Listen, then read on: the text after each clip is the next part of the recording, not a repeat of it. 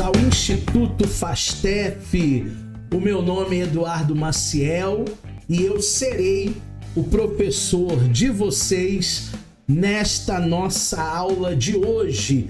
Estamos ao vivo com a nossa turma da INAP, o Paulo, a Viviane Gonçalves, a Viviane Rebelo, a Márcia Cristina, a Vanessa e a Denise, que também chegou por aí.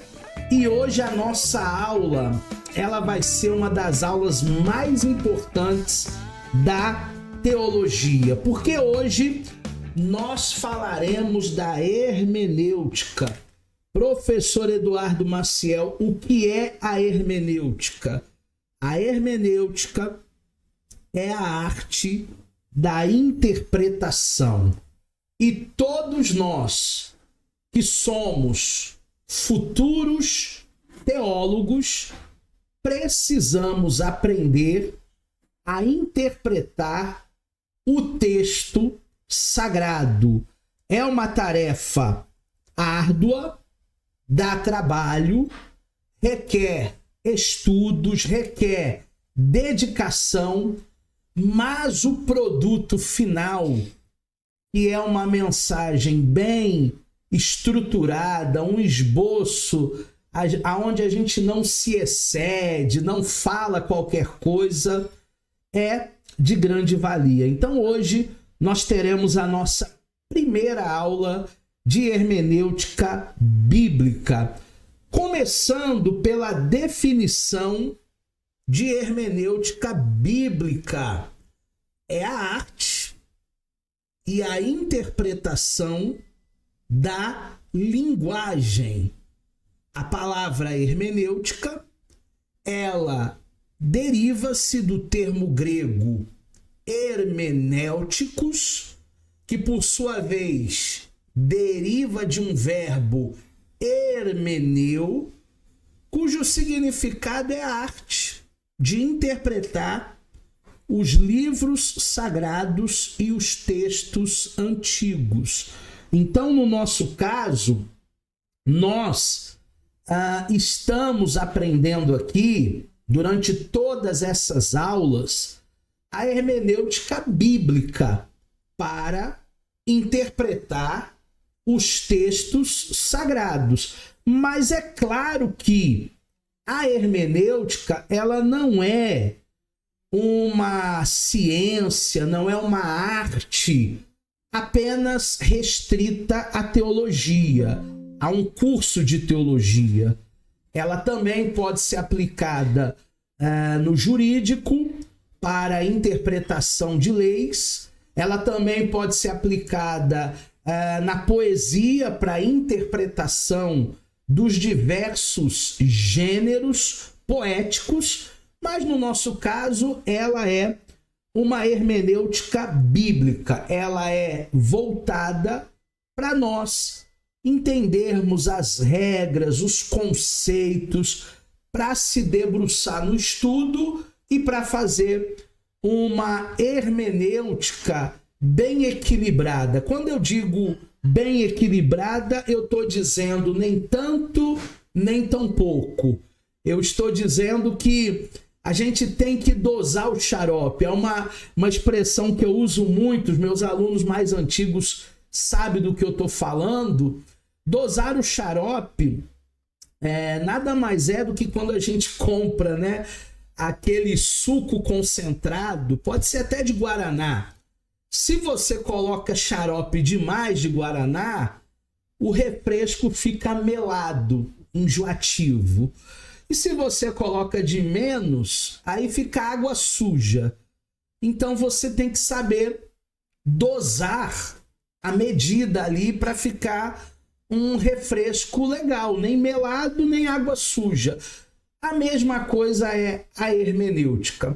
A hermenêutica, ela tem esse objetivo de nos mostrar o caminho, né? Espalhar as pedras, e se você seguir essa trilha, se você seguir essas pedras, então você vai chegar a um caminho que é um caminho salutar, que é um caminho saudável. Os objetivos da hermenêutica, que no nosso caso é uma hermenêutica bíblica, primeiro objetivo é tornar o autor contemporâneo do leitor.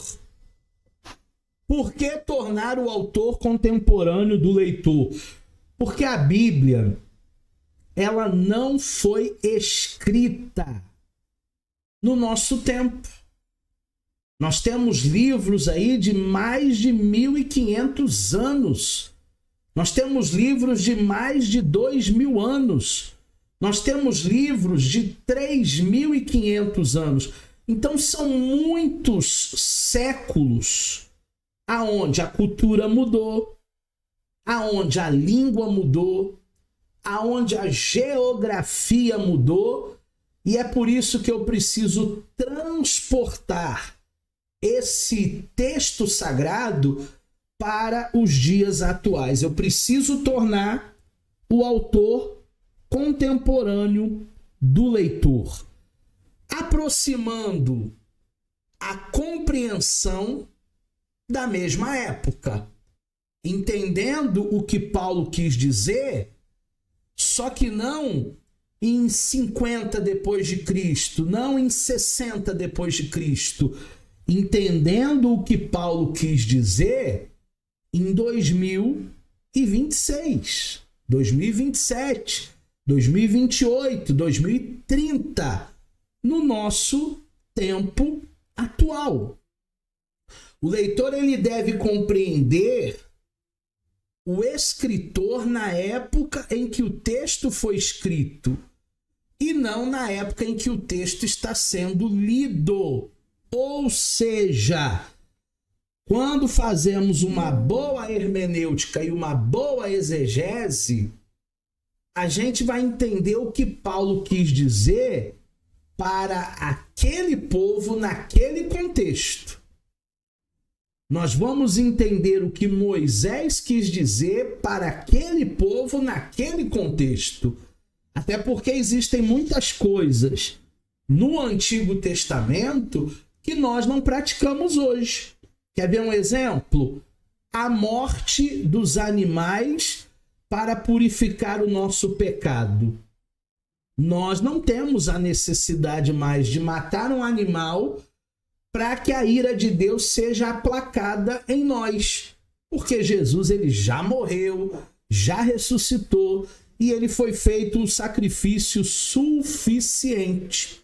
Mas, naquele tempo, lendo Levítico, lendo todas as ordenanças de Moisés, entendendo aquele contexto, a hermenêutica faz com que nós possamos compreender que a era mudou, que o mundo mudou, a própria ciência, né? Quando a Bíblia diz que Josué orou e o sol parou, é porque naquela época eles acreditavam que o sol girava em torno da terra. Por isso Josué ora e o sol para. Mas aí depois, com a ciência, com Galileu Galilei, ficou comprovado que quem gira é a terra. Então hoje, pela hermenêutica, nós sabemos que Josué orou e a terra parou na sua rotação. Extremamente importante. Mais um objetivo da hermenêutica é esclarecer tudo que haja de obscuro. Existem muitas passagens bíblicas que são passagens obscuras.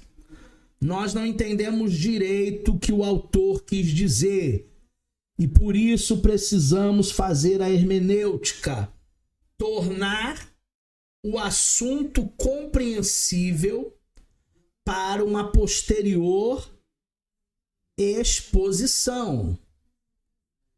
2 Pedro, capítulo 3, versículo 15 e 16, é um texto que eu gostaria de abrir com vocês, a minha Bíblia, para que nós possamos ler juntos. Se você não tem a sua Bíblia aí, não tem problema. Eu vou ler aqui na minha. Mas se você conseguir abrir aí, a sua tiver pertinho aí, 2 de Pedro, capítulo 3, verso 15. Diz assim, 15 e também depois a gente lê o 16. Tenham em sua mente que a palavra, que a paciência, melhor dizendo, de nosso Senhor significa salvação. Como também o nosso amado irmão Paulo lhes escreveu com sabedoria que Deus lhe deu. Ele escreve da mesma forma em todas as suas cartas, falando nelas destes assuntos. As suas cartas, as cartas paulinas, contêm algumas coisas difíceis de se entender, as quais os ignorantes e os instáveis torcem, ou seja, distorcem, como também o fazem com as demais escrituras para a sua própria destruição. Então, o que Pedro ele está falando aqui para nós? Ele está dizendo que Paulo, por ser um doutor, por ter escrito no mínimo 13 epístolas, ele tinha uma certa dificuldade de entender o que Paulo escrevia. Pedro, então, está dizendo para nós que é importantíssimo nós fazermos a hermenêutica bíblica. Porque essa referência bíblica fundamenta para nós a necessidade da clareza na interpretação do texto bíblico. Olha que interessante isso aí. Existem textos na Bíblia, segundo o próprio apóstolo Pedro, que são textos obscuros. São textos que é necessário se debruçar, é necessário abrir um bom dicionário, abrir um bom Strong grego, abrir uma Bíblia de estudos, uma Bíblia palavras-chave, para entender alguns conceitos em hebraico, ou se for um evangelho, fazer um paralelismo, lendo a mesma passagem em Mateus, Marcos e Lucas, ou até João, se essa passagem estiver ali, nos sinópticos, e traçar ali verdadeiramente o sentido original, aquilo que o texto quer trazer para nós. Isso é trabalho dos estudantes de teologia. Esse é nosso trabalho como teólogos. Tirar tudo aquilo que for obscuro, tudo aquilo que não for claro, trazer à luz, porque nós iluminamos, o pastor, o líder, o professor da EBD, ele ilumina para que o povo de Deus possa ter maior clareza daquilo que está sendo falado. Hermenêutica é o quê? Hermenêutica é ciência. Por que ciência? Porque contém regras definidas e organizadas, formando um sistema estruturado de princípios para a integração. Hermenêutica trabalha com regras, mas também é uma arte, porque na hora de aplicar as regras, existe uma necessidade de um bom senso, de uma sensibilidade, de um equilíbrio, como eu falei para vocês, sem nenhum tipo de fanatismo ou ceticismo, por parte do intérprete. E quem é o intérprete? Eu e você. A Bíblia, ela é um livro de interpretação. Tem que haver um bom senso para nós não ocorrermos ali num erro gravíssimo que eu vejo em alguns colegas pregadores de querer escavar o que o texto não diz. Tem muita gente que quer escavar uma coisa nova, dizer uma coisa que nunca foi dita por ninguém, sendo que, na verdade, ele acaba fazendo talvez até uma heresia, até um ensino antibíblico, porque a Bíblia não diz. E se a Bíblia não diz, eu não posso acrescentar um tio.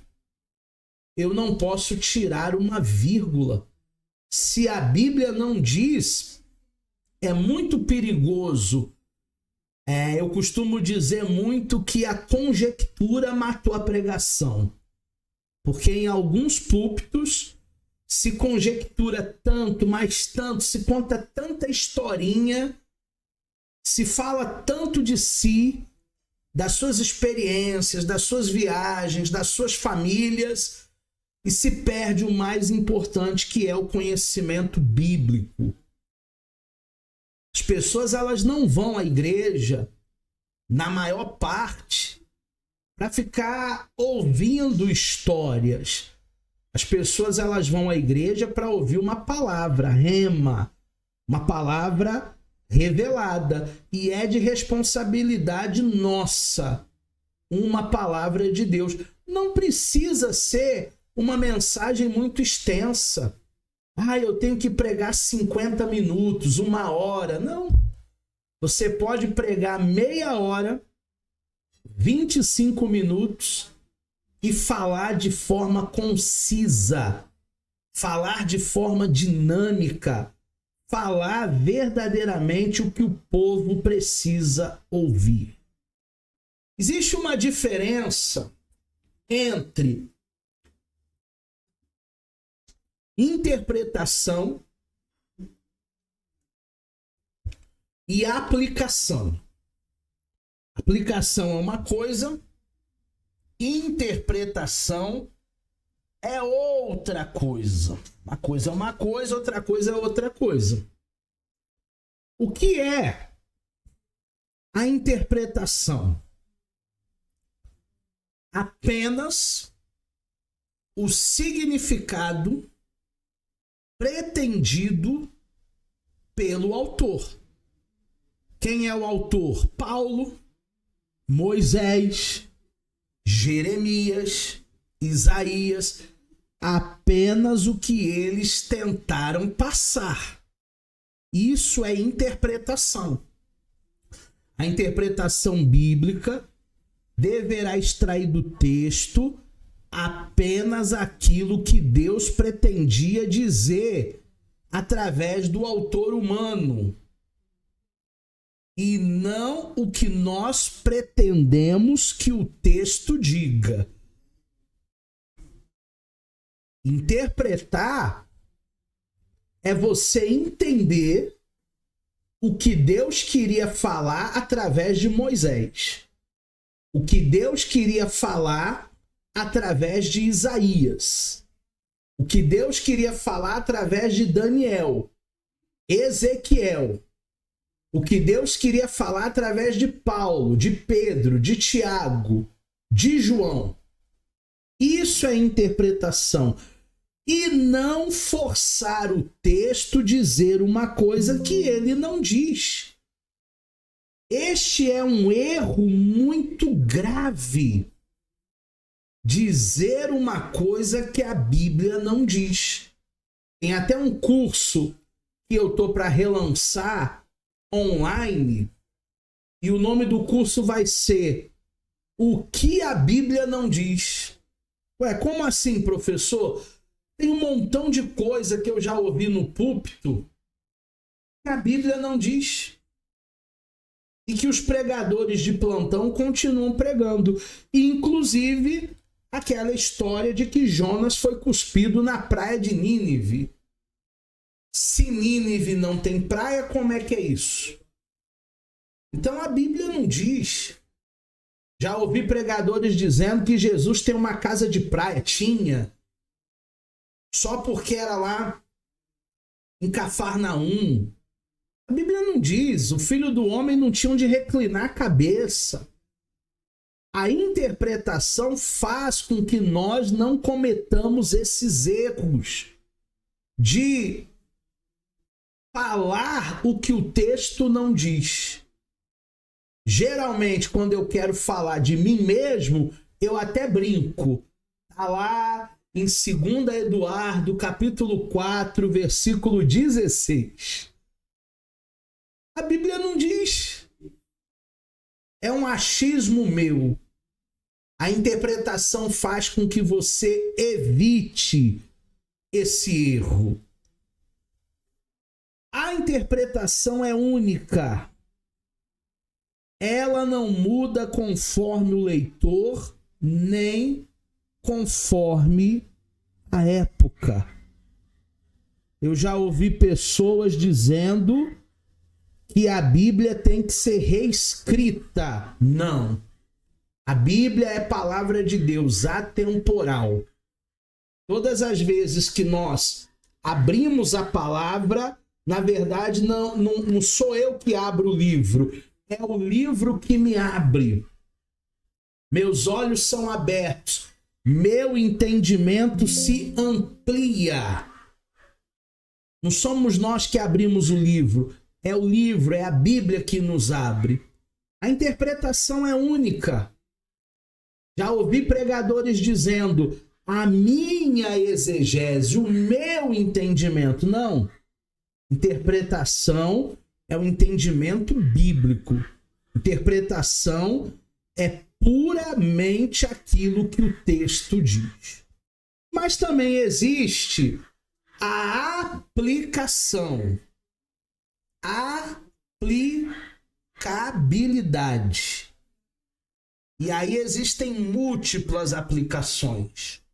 Podem ser várias, dependendo da situação que a pessoa se encontra. Porque você lê uma palavra num momento da sua vida, aquela palavra fala contigo de uma forma.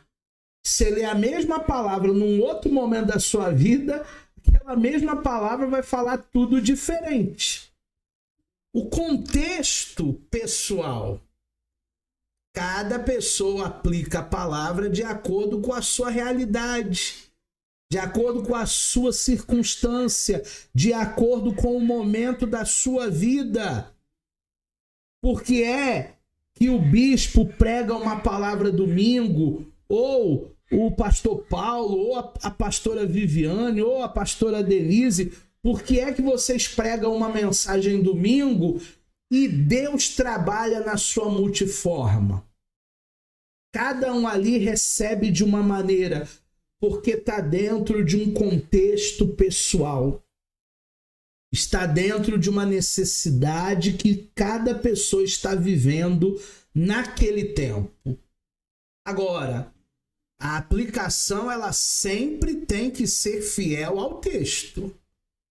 Mesmo tendo múltiplas aplicações, mesmo entendendo o contexto pessoal de cada um, eu e você que estamos fazendo a aplicação no púlpito, precisamos ser fiéis ao significado original do texto. Muito cuidado com fontes externas, muito cuidado com a cabala, que é a numerologia do judeu, muito cuidado com os comentários rabínicos, muito cuidado até mesmo com fontes culturais, fontes históricas. Porque se a Bíblia não diz, tem um porquê. Se Deus omitiu determinado detalhe, existe um porquê. As coisas elas não estão ali ou não deixaram de ser escritas por um descuido ou por uma falta de tempo. Aquilo que está na palavra verdadeiramente é aquilo que o Senhor achou de mais importante, imprescindível, para que eu e você entendêssemos dentro do texto sagrado. Hermenêutica bíblica. Existem dois tipos. O primeiro tipo é a hermenêutica geral. É aquela que trata da Escritura como um todo, de Gênesis a Apocalipse. Os princípios gerais, básicos, salvação, libertação, os princípios fundamentais e a base para toda a interpretação. Por isso que essa hermenêutica é geral. Ela está fundamentada em princípios e em base de toda interpretação. Ela olha a Escritura de maneira macro. Ela olha a Escritura como um todo. Não são 66 livros. É um livro só. E temos também a hermenêutica especial. A hermenêutica especial é aquela que trata de questões particulares das Escrituras, da Bíblia. Não é o todo, agora é a parte. Gêneros literários específicos, como, por exemplo, os livros poéticos. Se vocês ainda não tiveram aula de livros poéticos, vocês vão ter esse módulo falando de Jó, de Salmos, de Eclesiastes. Há uma licença poética nesse grupo de livros. Os textos proféticos apocalípticos também é uma leitura que a gente pode entender sobre várias perspectivas. E as parábolas, né?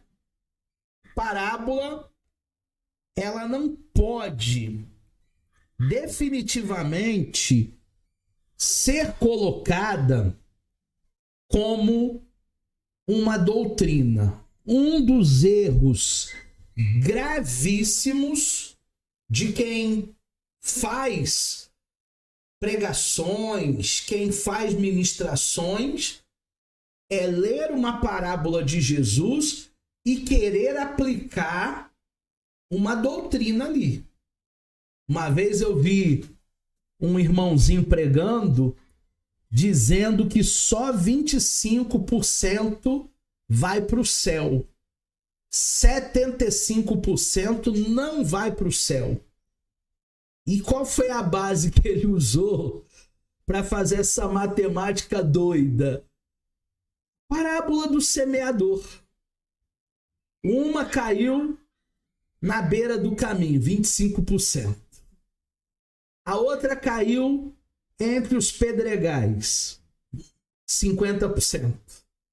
A outra caiu entre os espinhos, foi sufocada, 75%. E que sobrou? A que caiu em boa terra. Então, para ele, na doutrina que ele fez, dentro de uma parábola, só 25% serão salvos. Gente, isso é muito, mas muito perigoso. Não podemos fazer doutrina em narrativas de parábolas. Nós ainda vamos ver, provavelmente na última aula, essa figura de linguagem chamada parábolas. Mas já adianto, não podemos fazer nenhum tipo de doutrina. Só existe uma parábola que a gente pode fazer doutrina que não é parábola. É o rico e o Lázaro. o rico e o Lázaro, aí nós temos condições de fazermos doutrina, porque ela sai do campo aí de parábola. Na sua Bíblia deve ter lá parábola do rico e do Lázaro, mas na realidade não é uma parábola. Distinção acadêmica e didática. Primeiramente, a gente precisa distinguir o que é hermenêutica. Hermenêutica é a parte teórica do processo, é a teoria que fundamenta toda a interpretação bíblica. A parte teórica é hermenêutica. Quando você vai preparar um sermão, é hermenêutica e exegese, que é irmã gêmea da hermenêutica. Agora, quando você vai pregar domingo lá na igreja, aí já não é mais a hermenêutica, aí já é a homilética, que aí já entra para a parte prática, né? Já é o sermão propriamente dito, já é a parte prática. Mas a parte teórica desse processo se chama hermenêutica. Em segundo lugar, nós temos a exegese, a irmã gêmea. É a parte prática do processo interpretativo. Tirar para fora o significado do texto. Por que irmãs gêmeas? Porque as duas vão trabalhar com interpretação. Só que a hermenêutica trabalha com regras, com conceitos. Já a exegese trabalha com aplicação, prática, homilética, exposição. Vou exemplificar. Agora o Paulo e o Ricardo vão me entender melhor, mas as irmãs também vão me entender. Quando o Flamengo está treinando de segunda a sábado no Ninho do Urubu, é hermenêutica, é treino, é conceito, é regra, é bater falta, é tática, é estudar o adversário. Quando o Flamengo vai para o Maracanã jogar às 4 da tarde, domingo, já não é mais treino, é jogo, vale taça. Aí é exegese. Deu para entender? Exegese é a prática, é o Flamengo jogando no Maracanã. Hermenêutica é o treino, é o Flamengo treinando para vencer o próximo jogo, o próximo adversário. Semelhante também a jogo de tabuleiro. Se você for jogar um jogo de tabuleiro pela primeira vez, vamos dizer que é o Banco Imobiliário ou o Monopoly. Primeiro a gente vai ler as regras. Primeiro a gente vai pegar o manual e vai ver como é que distribui o dinheiro, quem vai ser o primeiro jogador, o que o dado faz. Quando a gente está lendo o manual para jogar o Monopoly, o Banco Imobiliário, é hermenêutica. Aprendemos a jogar, entendemos o mecanismo do jogo, então vamos jogar. O jogo jogado é a exegese, é a parte prática. Nós teremos nesse nosso curso a disciplina da hermenêutica, mas não teremos a exegese. A gente só vai ter exegese quando chegar no bacharel. No bacharel, você vai complementar com a exegese. E temos também a eisegese. O que é a exegese? Não confunda com exegese. É uma prática que deve ser evitada por mim e por vocês. Inserir no texto um significado que originalmente ele não tem. O intérprete, o pregador, o pastor, o bispo, o ministrante, o pregador, ele projeta suas próprias ideias, ele projeta suas próprias crenças, ele projeta seus próprios desejos sobre um texto bíblico. Isso não é hermenêutica. Isso não é exegese. Isso não é bom. Isso não é salutar. Isso é eisegese. É uma distorção do texto bíblico. É eu distorcer para um determinado lado. Uma vez eu vi um pregador lendo A Pesca Maravilhosa, e ali nos evangelhos tem uma parte que diz que, sob a ordem de Jesus, eles lançaram a rede e eles pegaram 153 grandes peixes. E aí o pregador disse assim: eu vou dar um envelope para vocês e semana que vem vocês vão trazer uma oferta de R$153 se vocês quiserem ter uma pesca maravilhosa. Isso não é uma boa hermenêutica. Isso não é uma boa exegese. Isso é uma distorção. Isso é uma eisegese. Ele queria levantar um determinado valor de oferta e ele usou desse estratagema. Atenção! A exegese é um erro de inserir no texto um significado que não está lá.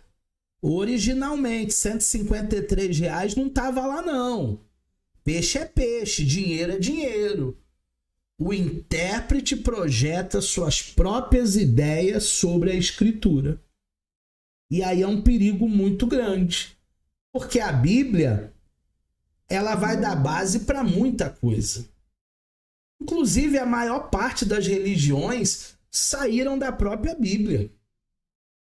Se você vê as Testemunhas de Jeová, Daisy Russell era um presbiteriano. Se você vê os Adventistas do Sétimo Dia, a Ellen White era uma batista. Se você vê os Mormons, Joseph Smith era um protestante, era um evangélico. Então, muitos profetas de grandes religiões saíram da própria Bíblia e distorceram, fizeram a sua exegese. Crítica textual e crítica histórica. Crítica textual é a ciência que estuda as possíveis mudanças que ocorreram no texto bíblico. Exemplo, como é que esse texto foi escrito? Ah, professor, mas teve mudança? Eu não sabia. Claro que teve traduções. Existem palavras que a gente não consegue transliterar de maneira original, porque existem palavras em um idioma que não existe no outro idioma. Por exemplo, a palavra amor no português. Amor pode se referir a amor de mãe, pode se referir a amor fraternal de irmãos, pode se referir a amor marido e mulher, amor carnal, físico, atração física. Tem muitos tipos de amor, mas só tem uma palavra genérica, amor. Já no grego, Priscila, Vivi, tem várias palavras para amor. Filéu, estorgém, ágape, eros. Olha a dificuldade de uma língua para outra para se transliterar, para se traduzir. A crítica textual, ela vai fazer essa análise, como determinado texto foi escrito. E aí, muitas vezes, recorremos ao hebraico, recorremos ao aramaico, recorremos ao grego para entender a crítica textual. Mas também temos a crítica histórica. A crítica histórica é aquela que estuda os fatos históricos envolvidos naquele texto. Primeiro exemplo. Quem escreveu isso? Foi Paulo? Qual a igreja que ele falou? Corinto? O que ele disse? Que a mulherada tem que ficar calada na igreja? Qual circunstância? Qual história? Qual enredo? Por que ele falou aquilo em Corinto? A gente precisa entender. Foi para uma igreja específica, não para todas as igrejas. Para quem Paulo escreveu? Qual era o público-alvo? Qual era a igreja? Qual eram os problemas da igreja? Por que a mulherada tinha que ficar calada? Então a crítica histórica vai buscar exatamente o contexto, a história, o que há por trás de determinada mensagem, o que há por trás de determinada palavra. Se aquilo ali é alegórico, se aquilo ali é literal.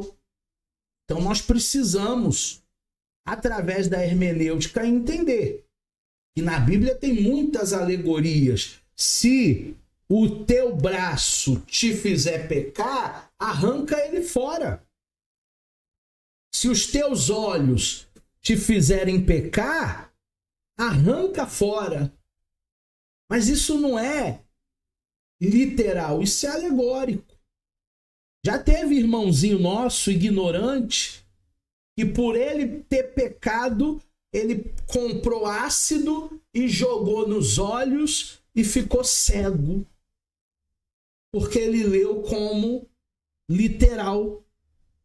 Tem muita coisa na Bíblia que é literal? Sim, mas nem tudo é literal. Tem coisas que são alegóricas. Teologias, existem várias. Teologia dogmática, teologia bíblica, teologia contemporânea. Hoje nós vamos falar de duas. A teologia bíblica, que se limita a um livro ou a um grupo de livros. Ela focaliza o livro em si, focaliza o livro. No Instituto Fastef, nós temos uma teologia bíblica. Tanto é que eu tenho alunos batistas, presbiterianos, congregacionais, pentecostais. Eu tenho aluno de todos os segmentos evangélicos. Porque a nossa teologia é bíblica. Ela foca no livro. E nós dividimos cada grupo de livros aí em módulos específicos. Então, a cada mês, você vai ter um módulo específico de determinado grupo bíblico. Vai ter um mês que a gente vai estudar os livros históricos. Vai ter outro mês que a gente vai estudar os livros poéticos. Vai ter outro mês que a gente vai estudar as epístolas paulinas. Isso é uma teologia bíblica. Mas também tem a teologia sistemática, que alguns aqui pela nossa grade ser uma grade circular, já estudaram algumas das sistemáticas. Ela pega um tema bíblico e ela vai para toda a Bíblia para ver o que se fala sobre aquele tema. A teologia sistemática, ela focaliza o tema. Então, qual é o tema? Deus, teontologia. Qual é o tema? Cristo, cristologia. Qual é o tema? Espírito Santo, pneumatologia. Qual é o tema? Anjos, angelologia. Qual é o tema? Pecado, amartiologia.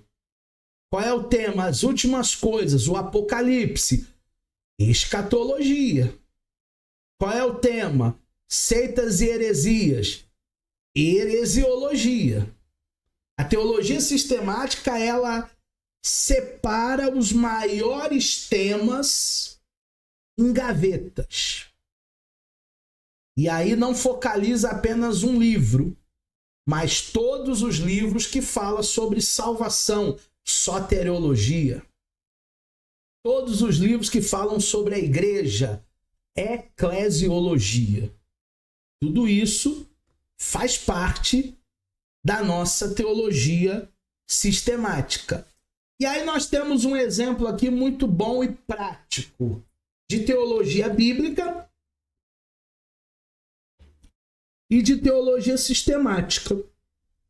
Na teologia bíblica, nós entendemos o problema do sofrimento humano através do livro de Jó.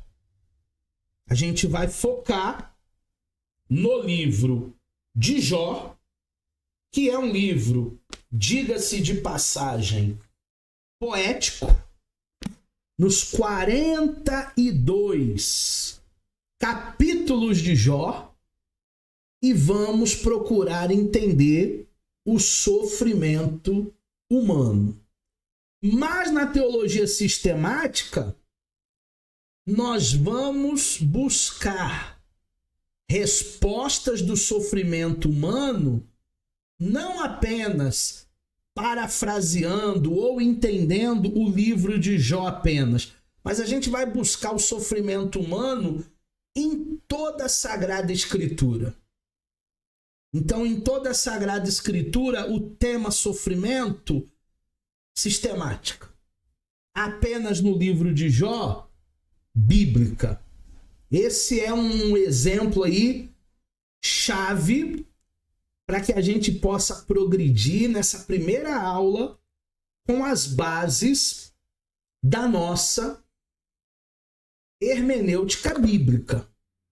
E muita coisa que, a partir de hoje, na aula 2, na aula 3, na aula 4, eu já lancei as bases. Quem não está assistindo ao vivo, vai assistir gravado depois. E até mesmo você que está assistindo ao vivo, pega essa aula durante a semana, reveja, porque vai ficar lá gravada para vocês no grupo de alunos, para vocês entenderem as bases da hermenêutica. Mas, professor, qual é a necessidade da hermenêutica bíblica? Primeiro, existem alguns textos que são difíceis. Pedro falou sobre isso, que tinha coisa que Paulo escreveu que era meio obscuro. Existem coisas que não são tão fáceis de entender em uma leitura dinâmica, em uma leitura rápida, em um plano de ler a Bíblia em um ano. A gente faz muito isso no início do ano, né? Vamos ler a Bíblia toda em um ano. Só que tem muita coisa que, se nós não fizermos hermenêutica, vai ficar obscuro, vai ficar lacunas ali. Em segundo lugar, o risco de torção ou distorção. É possível torcer as Escrituras quando não há uma interpretação cuidadosa. Por que que existe falso profeta? E falso profeta, ó, não é de hoje não, Viviane. Falso profeta, ó, desde a época que a minha trisavó era pequenininha. Porque eles distorcem o conteúdo bíblico ao seu bel prazer. Pedro e Paulo. Pedro tinha dificuldade para entender alguns escritos do apóstolo Paulo. Naquela época já tinha uma racinha que torcia a Bíblia. Eu chamo de racinha. Não é novidade. A Denise riu. Não é novidade, Denise. Tem uma racinha aí que não quer estudar. Tem uma racinha aí que não quer gastar tempo. Tem uma racinha aí que não quer levar a coisa a sério. Mas o pior, eles querem estar nos púlpitos. O pior, eles querem ensinar os outros. Eles não têm exemplo nenhum. Eles não têm bagagem nenhuma. E ainda assim, eles se colocam numa posição que não deveria ser uma posição responsável. A Bíblia até fala, né? Para a gente não se precipitar em levantar o neófito. Quem é o neófito? É aquele que está chegando na fé agora. Como é que eu vou chamar o neófito para pregar? Não, ele precisa ser, antes de tudo, discipulado, acompanhado. Dê tempo ao tempo. Vamos abrir lá em Lucas 24. Se você tem sua Bíblia aí, versículo 27. Lucas 24, versículo 27.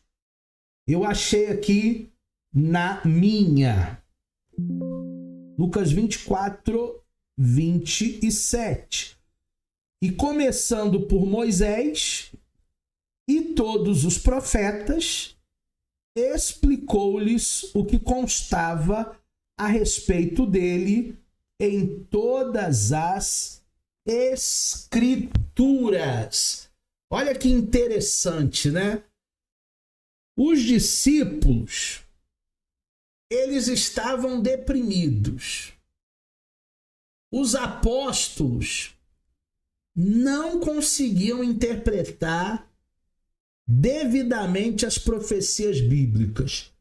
Jesus falava com eles e tinha hora que eles não entendiam nada.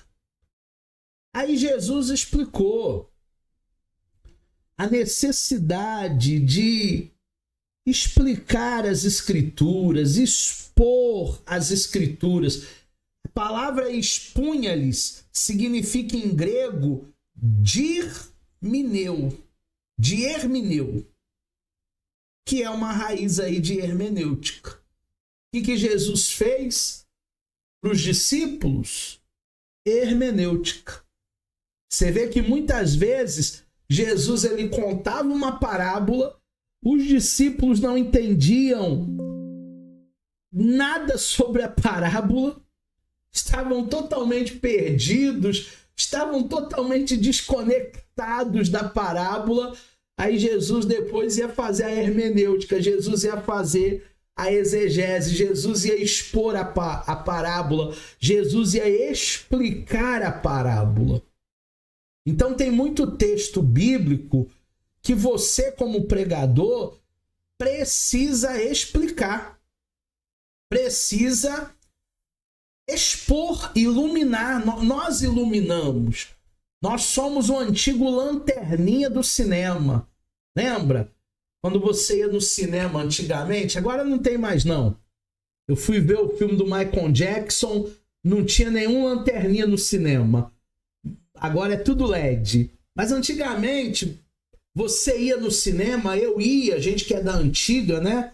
Não querendo revelar a idade. E a gente, se chegasse atrasado, estava tudo escuro, precisava alguém iluminar para a gente onde a gente ia sentar. Era o lanterninha. O trabalho de um pregador é expor, é explicar a palavra. Ah, professor, mas é uma mensagem que o povo está careca de saber. Sabe qual é o erro que eu vejo em muitos pregadores? É nas primeiras frases dele ele dizer assim, gente, eu vou falar de algo aqui que já é conhecido por todos.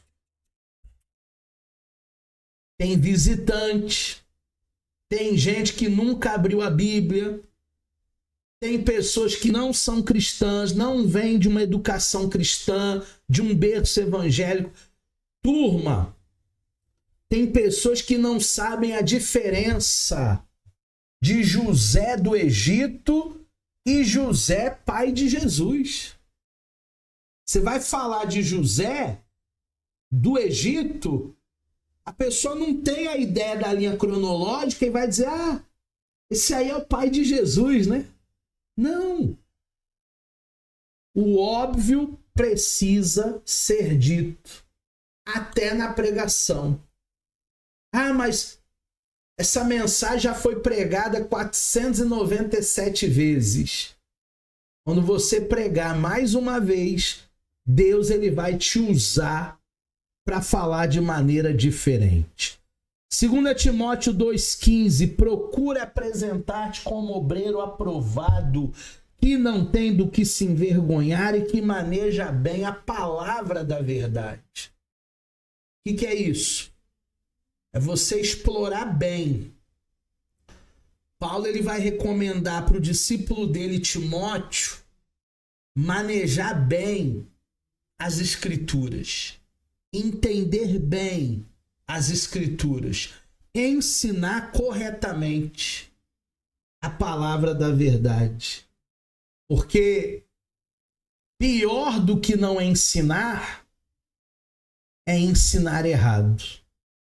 E eu sou uma pessoa que praticamente venho de um berço evangélico, mas muitas coisas que me ensinaram na minha infância, na minha juventude, na minha adolescência, me ensinaram errado. Tem muita coisa que eu só fui descobrir a verdade depois que eu fui estudar teologia. Uns 20 anos atrás, que a venda, as escamas caíram dos meus olhos. Ensinar corretamente a palavra da verdade, ela deve ser explorada com profundidade. A palavra da verdade, ela deve ser transmitida com fidelidade e com precisão. Se você chegar lá no púlpito, cheio de medo, tremendo dos pés à cabeça, ai gente, eu tô aqui porque eu fui escalado, mas eu tô com muito medo, vocês me perdoam porque eu tô muito nervoso, muito nervosa, eu nem sei direito o que eu vou falar aqui. Ninguém vai dar crédito. Sabe por que os falsos profetas, eles têm muito crédito? Porque eles falam com precisão, com convicção, mesmo que não seja verdade, hein? Mesmo que seja só heresia, seja só engano. Os falsos profetas, mesmo falando mentira, eles falam com a certeza. Então se prepare. Busque a Deus. Eu me lembro, uns 32 anos atrás, 33 anos atrás, quando eu fiz a minha primeira pregação, eu fiquei preparando ela quase que uma semana antes. Eu não sabia montar um esboço, eu não sabia o que falar, eu nunca tinha ministrado na minha vida, aquele nervosismo, aquela insegurança. E eu me preparei. Uma semana lendo, relendo o mesmo versículo, o mesmo entendimento. É que eu cheguei lá para pregar a palavra. E aí o Espírito Santo me encheu com aquela ousadia e deu tudo certo. Mas os primeiros dias é mais difícil, você tem que se preparar ainda melhor. Segundo aos Coríntios, capítulo de número 2, versículo de número 17. Estou abrindo a minha aqui, você abre a sua aí. Segunda Coríntios 2, 17. Ao contrário de muitos, não negociamos a palavra de Deus, visando lucro. Antes, em Cristo, falamos diante de Deus com sinceridade, como homens, pessoas enviados por Deus. Paulo está dizendo que a nossa pregação de maneira nenhuma pode visar lucro, turma. Nós não somos mercenários. Nós não somos profissionais de altar. Nós somos verdadeiros adoradores que adoram ao Espírito em verdade. Mercadejando, falsificando. É o leite falsificado. Não é a palavra fiel, é sabor palavra. Sabor pregação. É um leite falsificado. A palavra grega kapeléu significa corromper, significa falsificar, significa adulterar. Lá nos Estados Unidos tem uma lei agora aonde o sorvete que não é feito com leite, é só aquela mistura de água hidrogenada e sabor sorvete, lá nos Estados Unidos não pode ser comercializado como sorvete. Eles colocam bem grande lá, sobremesa congelada. E no Brasil? No Brasil, você compra um pote de sorvete que não é sorvete, porque só tem água e açúcar e um bocado de coisa que está longe de leite, creme de leite e por aí vai. O sorvete é corrompido, é falsificado, é adulterado e a gente acha que está tomando sorvete. A nossa responsabilidade, não devemos corromper, não podemos falsificar as Escrituras. Professor, quando é que eu corrompo? Quando é que eu falsifico? Quando você não estuda e fala qualquer coisa. Qualquer coisa. E o pior é que tem gente que dá aleluia e glória a Deus no maior besterol. Tem sempre gente glorificando o besterol da fé. Porque para quem não sabe para onde ir, qualquer caminho serve. Nós não. Nós precisamos viver uma vida centrada em uma pregação que primeiramente é fiel. Uma pregação que agrade a Deus. Bloqueios à compreensão. O primeiro bloqueio é o bloqueio histórico. Existe um distanciamento temporal. Nós estamos aí há mais de 20 séculos de determinadas passagens, algumas até 35 séculos. Estamos largamente separados da época dos escritos. Existe um abismo temporal. Esse distanciamento bíblico cria uma barreira natural para a compreensão espontânea do texto. Quer ver um exemplo? Na época do Antigo Testamento, se o Paulo morre, a Viviane tem que casar com o irmão do Paulo. Eu nem sei se o Paulo tem irmão, né? Homem. Mas se tivesse, ele está dizendo, não, ia casar não. Mas se o Paulo tivesse ou tem irmão homem, a Viviane, para não ficar viúva, sem descendência, teria que casar com um cunhado.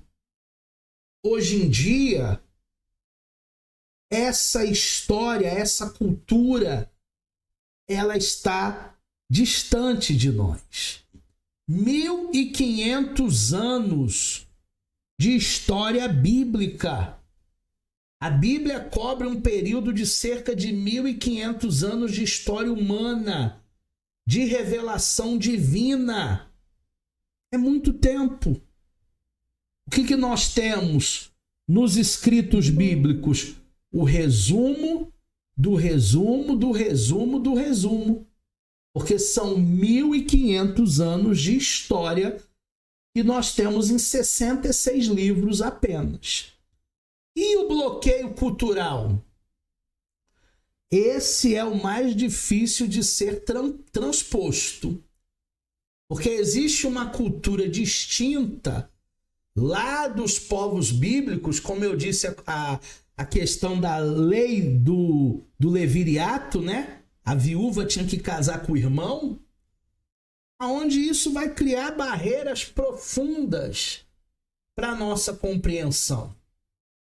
Os costumes daquela época são diferentes dos nossos costumes, práticas, tradições completamente diferentes do que a gente faz, pensamentos, a forma do raciocínio, a cosmovisão, a visão de mundo dos povos bíblicos é diferente da nossa. Haja vista que nós somos um povo ocidental e o povo bíblico era um povo do Oriente. Então o pensamento já é um pensamento diferenciado. E a língua, né? A Bíblia foi escrita em grego, em hebraico e em aramaico. São os 3 idiomas originais. Hebraico no Antigo Testamento, grego no Novo Testamento e aramaico algumas partículas. Esses idiomas, eles têm algumas nuances que são únicas. E para você estruturar uma língua, transliterar uma língua, dá trabalho. Não é tão fácil você fazer uma tradução. Eu vi uma vez uma escritora que colocou no livro dela, em português, é uma escritora brasileira, ela colocou algum episódio no livro dela sobre franelinhas. O que é franelinha? É uma pessoa que está ali guardando os carros, às vezes na ilegalidade, e que pede um dinheiro para você se você colocar o carro ali naquela vaga. Às vezes é obrigado, às vezes não é obrigado. É um franelinha. Faz parte da nossa cultura. Mas como traduzir isso para uma outra língua? Se traduzir ao pé da letra, franelinha é um pedaço de pano pequeno, que não tem nada a ver com um guardador de carros. Então existe essa questão do idioma, da linguística, existem essas questões do hebraísmo, que são gírias que são ditos populares, como também existe essa questão no Brasil e qualquer outro lugar do mundo. Na próxima aula a gente vai ver um pouco mais dessas questões. Tem muita coisa boa no decorrer desse módulo e eu espero que você esteja aí firme e forte nas próximas aulas para um conhecimento maior, mais amplo e avançado. Até a próxima aula.